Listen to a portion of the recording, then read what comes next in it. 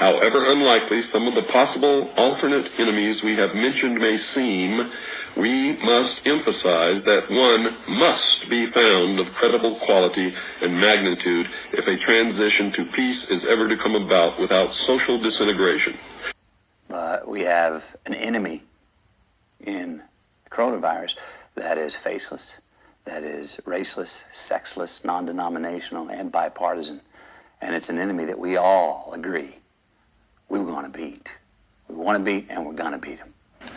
We often forget how much unites all the members of humanity. Perhaps we need some outside universal threat to make us recognize this common bound.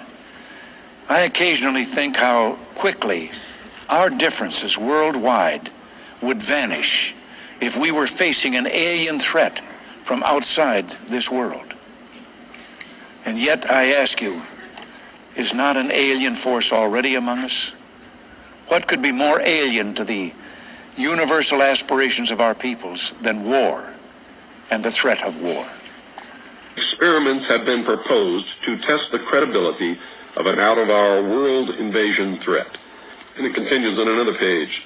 Nevertheless, an effective political substitute for war would require alternate enemies, some of which might seem equally far-fetched in the context of the current war system. It may be, for instance, that gross pollution of the environment can eventually replace the possibility of mass destruction by nuclear weapons as the principal substitute for war.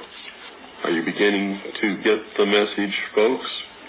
Poisoning of the air and of the principal sources of food and water supply is already well advanced, and at first glance would seem promising in this respect.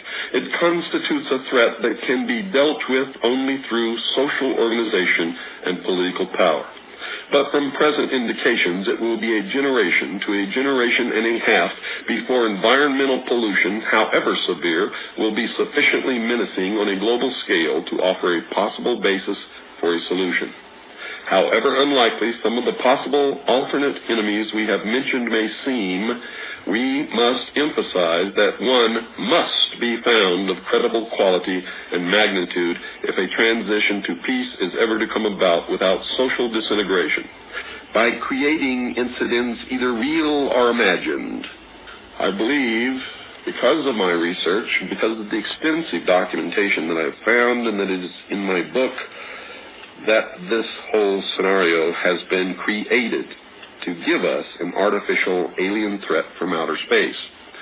During the Reagan administration, he made 6 speeches, specifically talked about a threat from outer space by some other species from some other planet.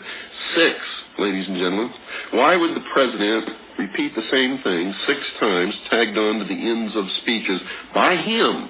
The speechwriters did not put that in the speech. Ronald Reagan added it himself. Perhaps we need some outside universal threat. I occasionally think how quickly our differences worldwide would vanish if we were facing an alien threat from outside this world. This was a powerful suggestion to implant into the minds of the people of the world